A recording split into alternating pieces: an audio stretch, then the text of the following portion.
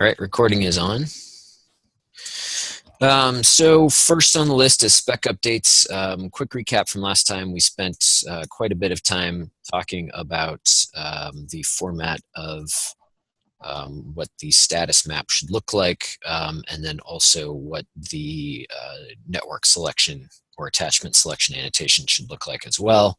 Mike had suggested using a list, a JSON list of maps for those, in which the name would be one key out of a few keys.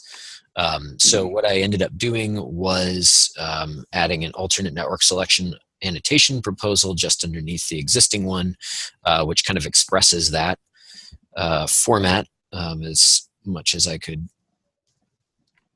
Well, anyway, so there's that format. That's a reasonable approximation of what I was thinking. Okay, excellent. Oops, I forgot a comma. Now it's there. Okay, and then also if you look below in the status annotation, that seemed like there was much less dissent on that one. So I just went ahead and changed that network status annotation to follow that, as opposed to creating an alternate proposal. Obviously that could be changed back at some point in the future if we find there are issues with it. So if that also looks okay to you, Mike, I mean, I'm fine with this. I think the only difference was that Pear had some concerns about accessing that, but I don't think that's that much different than doing a map like it had been before. Can you remind me what his concern was? I don't remember. Yeah, I think the concern was slightly more complex, because then you actually have to run, you basically have to do a list search instead of a map search if you want to key on the network name. Yeah, so I actually think the other reasons for doing a list override that. This is not something that should be growing so long that the complexity of doing that lookup is going to be an issue. True. Yeah, I agree as well. Like, I understand Pear's point, but I don't think it's like a practical concern at this point. Okay, cool. We'll just go with this then for the moment. Let's see what other changes. I also clarified the cluster-wide default network, the behavior there for the status map. And so that's also in the network status annotation section. I added the text saying the cluster-wide default network must have an entry in the status map, even though it is not specified in the network's annotation, as the runtime meta plugin is required to attach the pod to the cluster-wide default network. Its key shall be its CNI network name.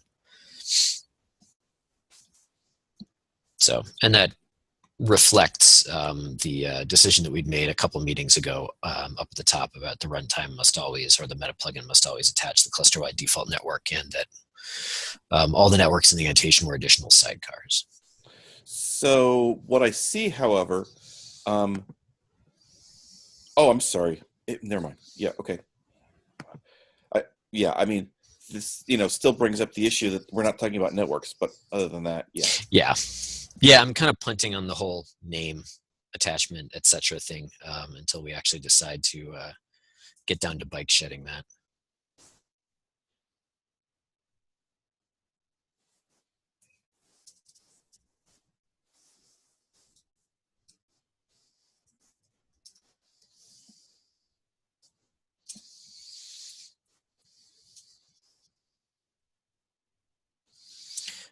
So I think that was it for the spec changes that we had talked about last time. So are there any other things to talk about immediately? The only other item on the agenda was that we had spent a while last time discussing multiple attachments to the same network. I also did bring that up in the CNI maintainers meeting, and there was recognition of the issue, but not a ton of inertia to solve it. So, and I think the proposal that we had sort of come up with was to also include the interface name as part of the unique tuple for a CNI invocation, so that that tuple would then be comprised of the network name, the container ID, and the interface name. I'm sorry, I was distracted. What did you say was the group's reaction to that? I said there was some recognition of the problem. Everybody understood that, yep, multiple attachments in the way that we have been talking about them would not be possible under the current CNI specification. But nobody was jumping up and down to go solve that problem immediately. So I'm not happy here, right? I'm feeling between a rock and a hard place, right? People have use cases that need that, and CNI is not interested in moving there. Yeah, it's not that I think it's not interested. It's just that somebody, perhaps one of us, should go ahead and try to do a spec change PR or something like that, and then update some of those plugins. Yeah, we'll have to find something that supports evolution. It supports us in an evolutionary way. That's the trick. Yeah, I mean, the reference plugins, essentially what would happen here is it would be a bump of the CNI spec. The reference plugins would be updated to conform to that new spec version by declaring that they support the new spec version. And then if the configuration passed in was of that spec version or higher, that then they would also use the interface name as a key. So it's not. Yeah, it's okay. Yeah, if you really key off the version, be that imperative. Then it's actually. Yeah. Okay. Yeah, but if it's just a matter of doing that, yeah, I mean, I'll make it crack. Make it crack at okay. that. Yeah, that'd be awesome. If you wouldn't mind doing that, and I can probably help coach you along if you have questions. Like, shoot me. I'm sure I will. Like yeah, I had like a bad idea as well in case that doesn't fly. I'd like to kind of have like some kind of decorated name where we attach the name and some kind of formatted thing that would keep it like backward compatible, but we can be parsed by the plugins like if they're like newer. But that's what you suggested is a much better idea. But like that was kind of my backup plan to try it out and see if it works. Right? So I would call it like foo dash or like foo some character that we don't usually use in interface names hyphen like interface name, right? That would kind of keep the uniqueness, right? Because we add the interface name, and then what we call compliant plugins can parse it and figure it out, right? But I would really like the CNI spec changed, right? But if it doesn't fly, if you and Mike cannot pull it off, right? And then maybe we can go down the other path. I don't like this kind of hiding data in formatted fields, but that's okay. Like if that's the last hope.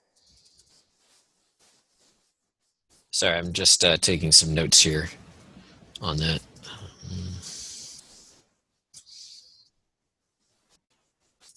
Yeah, I'm still not sure that this is still that the evolution. I think we still have a harder evolution problem, right? I mean,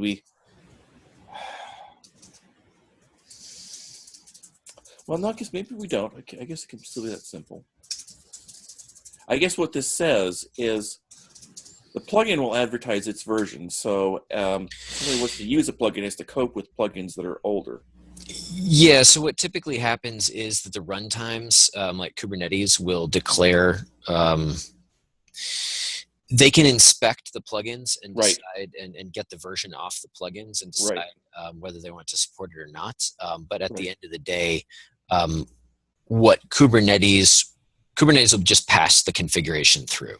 So if the CNI config JSON that's either in a file on disk or in this custom resource definition spec happens to declare, say, version 0.3.0 of the CNI spec, that gets put into a CNI version field in the JSON. Kube would just pass that through, and if any plugin in the chain does not support version 0.3.0, then that invocation should fail. And there will be code in there that will actually make it fail? The plugins, per the spec, must fail when they do not support a version that is passed to them in the config JSON. Okay. So yeah, on standard in, that map that they get for the configuration will include the version number, which plugins are supposed to parse. Now wait a minute. So let's see, but the version number, I mean, I still, these files, it's still bugging me. The file is serving dual purpose, right? The version number is in the file. Kube will pick up the file and stuff it into the plugin. So whatever the plugins, I mean, that there's still missing something here, right? Because if the plugin says I'm old, Kube just stuffs in, it gets old, and the new stuff doesn't happen, right? So Kube has to inspect it and see whether it likes it. No, not new stuff. Nothing happens, Mike. So like if you get a newer version that you support, like you get the whole thing fails. Right. Now, yeah, I'm thinking through. So, right, we're going to have these things in these resources, and they'll say the new version. I guess what we'll say is, if you want to have multiple attachments to the same, multiple uses of the same attachment factory, then you have to use the newer version of the CNI spec, and that version will be in the resource, and the plugin will have to respect that. So, okay. Yep. Exactly. Yeah, there would be a little bit more manual configuration required because you would have to specify the version name. The other thing is, though, that you need to specify version 030 or higher right now anyway to get the multiple IP addresses and multiple interface reply from a CNI plugin anyway, which of course Kubernetes does not currently do. But so yeah, I mean, there are already some cases where you'd want to specify the version name or version number, excuse me. So that kind of, well, okay, that brings up the question, you know, if this might take a while to get into a CNI spec, do we want to kind of go with Suresh's hack for the moment and put that into this de facto spec, or do we want to kind of wait out any potential CNI change? You're on mute, Mike. Sorry, remind me again what the hack is? As I understood Suresh saying, it would be that the plugin, that the meta plugin or the runtime would do something like add the interface name, which needs to be unique across the invocations, to the network name. And so when your plugin gets its network name, it would get something like, you know, network A-ETH0 or network A at ETH0. And since it would be specified that this is the format in which the network name will be, plugins that conform to our specification that we're coming up with here would be able to parse that and figure out, oh, hey, this is actually an invocation for network A, and this is, you know, for one attachment, and then the next call they get that's network A at ETH1, they'd parse that and say, okay, still network A, but this is going to be another attachment. Does that make sense? Still on mute. Sorry. Yeah, okay, I kind of get the idea. Go ahead. Yeah, I mean, I think as you said, it's an ugly hack. I'm trying to think through whether it'd work. Probably it's best done offline. Sure. I added notes on that to the agenda so that we wouldn't forget about it. I mean, I think that could work, you know, and we can always put it in the doc and then, you know, remove it in like V2 or something like that. Yeah, it's not my preferred solution. I just suggested it because I was just thinking about it, and like I said, okay, like maybe this can work, but yeah, I would prefer a more elegant solution. Yeah. Right, but you often have to do this, right? Pursue an interim hack while you're working on the more principled thing. So I'm okay with the idea in general. You know, if it's something we think can work, okay with me. Okay. And then that, I think the next question was the network attachment factory object name versus the CNI JSON name. There had been some discussion about that last time. The specification, as I had initially written it, had required that those two be the same for each invocation. And that was a problem for multiple attachments. We are now breaking that if we go with Suresh's suggestion, but at least we'd be breaking that in a standardized way, and the network attachment factory name would be a component of the final JSON name key that was passed to the CNI plugins. I think the only concern I had, and the reason why I wanted to keep those two at least somewhat the same, was that it seemed confusing if you could have Kubernetes API objects with wildly different names from what was actually passed to a network plugin.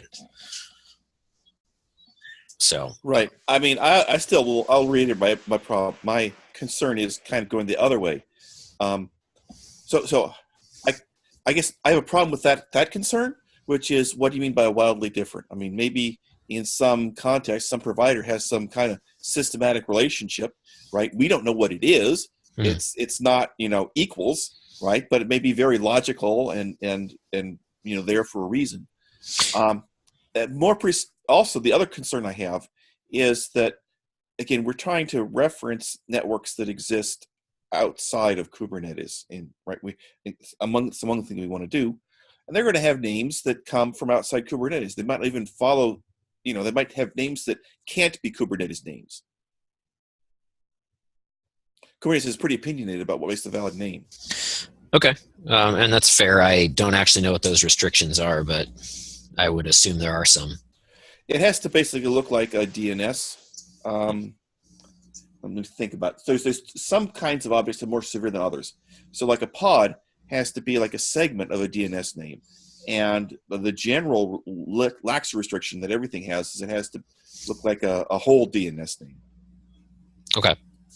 I mean, I am not opposed to removing the language that makes that requirement of the plugins to do that replacement of the name, and maybe just specify that convention should be that they are the same, but that does not have to be the case. Yeah, the same or some logical relationship. The problem is, if there's no standard relationship, we can't enforce it in the code. And if we don't enforce anything, it can be garbage. But I don't know what we can enforce that's not going to be a problem. Well, at some point, you let people shoot themselves in the foot if they really want to. So, okay. So I will clear up that language. Just take a quick note on that.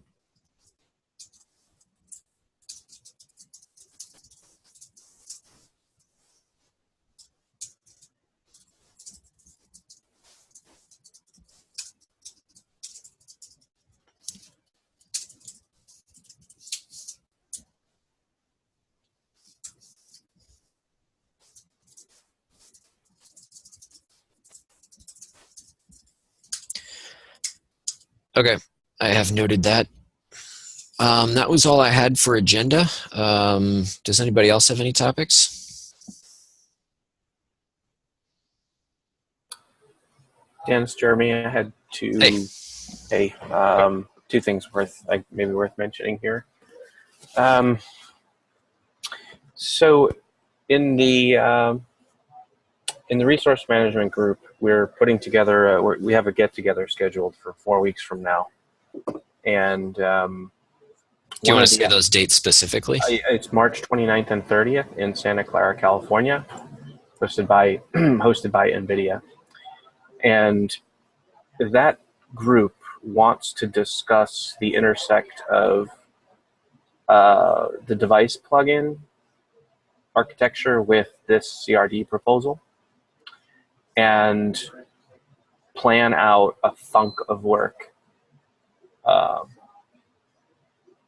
that helps bridge these two ideas together.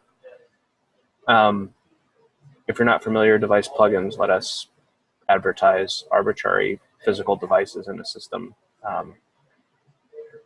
And anyway, so that's one thing. So I guess I just wanted to make the group here aware that is happening, and we'd love to have some design spec.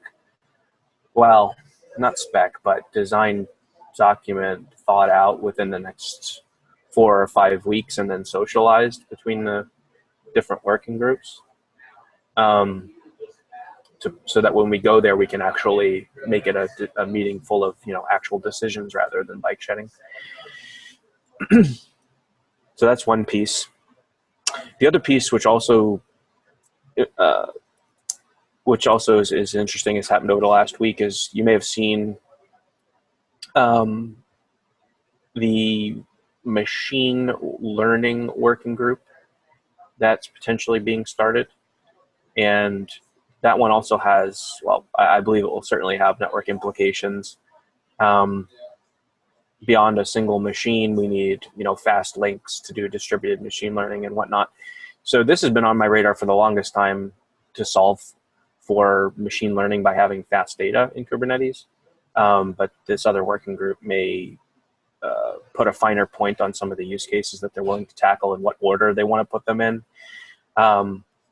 So for example, recently there was a Cube GPU project from Microsoft, and they solved it by having, just InfiniBand devices and a bunch of, well, to put it nicely, it's not upstream friendly the way it is. And they're actually coming to our face-to-face to get their work into upstream form. And they're absolutely going to need fast InfiniBand networks to make Cube GPU a thing on Azure. So I wanted to bring those two topics up. So what are the next steps for discussing the intersection of the device plugins?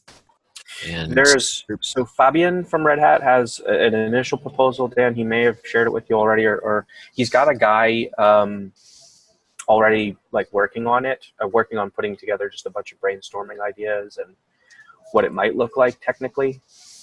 So that to me is the next step, and getting that into a format where it can be shared publicly. Okay. Right. What's the public forum where we're going to discuss this? Well, I hope it's either here or the resource management working group. I mean, that's the one at least that, so they own the device plugins, or quote unquote own, right? And then this team is doing CRDs. We're hoping to smash them together to come out with an actual product out the other side, So does either group have an email list? Well, the resource management we definitely do as part of Kubernetes, yes. Okay. And sig-network should have gotten the other mail. Well, I don't know if they got the machine learning mail. That may be the problem, Mike. Okay. It went to 5 different SIG lists, but maybe not the network one. Do we have one for this group here that we're in right now? This is a splinter started as a splinter of the network, but I think it is a broader scope, really. Yeah, for the moment we're kind of using sig-network, although we haven't really sent a lot of traffic sig-network's way. But I think, until we start overwhelming sig-network with emails, maybe we'll still continue to use that infrastructure. Well, but for a joint discussion with another group, it sounds like maybe the resource management groups list is the right place to have that. It might be, but I think the resource management topics are also interesting to sig-network, the wider sig-network group too. So I'd advocate at least CCing both lists. Okay. Yeah, what ends up happening is these mails have 5 SIGs on them. Every mail I send to the resource management SIG ends up CCing the scheduling people because there's an intersect there almost always. I'm just looking at the initial mail now, and I do see sig-network on there. So you have a copy.